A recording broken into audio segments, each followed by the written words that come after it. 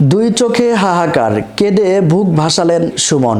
হবিগঞ্জ ৪ চুনারুঘাট মাধবপুর আসনের সাবেক সংসদ সদস্য ব্যারিস্টার সৈয়দ সাজেদুল হক সুমনের ২ দিনের রিমান্ড মঞ্জুর করেছেন আদালত।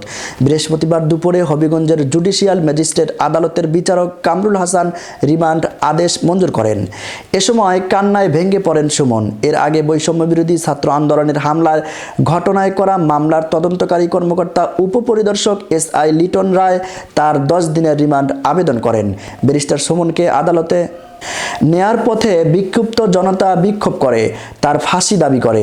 এ সময় জনতা সুমনকে বহনকারী প্রিয়জন ভ্যানে ডিম ছড়ে। রাষ্ট্রপক্ষের public prosecutor PP Nurul Islam Chowdhury বিষয়টি নিশ্চিত করেছেন। তিনি জানান, আন্দোলনে হামলার অভিযোগে ১১ সেপ্টেম্বর সুমন সহ ৯৭ আসামির নামে উল্লেখ করে প্রায় ২০০ জনের বিরুদ্ধে মামলা হয়। সুমনের রিমান্ডের শুনানির বিষয়ে বৃহস্পতিবার ধার্য করা হয়। ঢাকা কেন্দ্রীয় কারাগারে থাকা সুমনকে বুধবার হবিগঞ্জ কারাগারে হস্তান্তর করা হয়। জানা গেছে, সকাল থেকে হবিগঞ্জ আদালত চত্বরে অতিরিক্ত নিরাপত্তা জোরদার করা হয়। দুপুর ১টার দিকে পুলিশের প্রিয়জন ভ্যানে সুমনকে আদালতে নেওয়া হয়।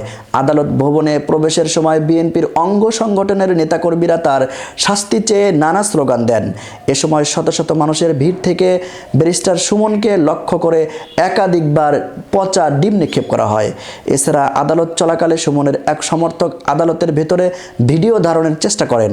তখন আইনজীবীরা তাকে ধাওয়া করেন। এ সময় ওই সমর্থক পালিয়ে যান। ব্যারিস্টার সুমনের আইনজীবী শহীদুল ইসলাম বলেন, বৈষম্য বিরোধী ছাত্র আন্দোলনে মিথ্যা মামলায় সুমনকে জড়ানো হয়েছে। আমরা আদালতে বলেছি, ঘটনার দিন তিনি ঘটনাস্থলে ছিলেন না। এ সময় মামলায় তার কোনো সংশ্লিষ্টতা নেই।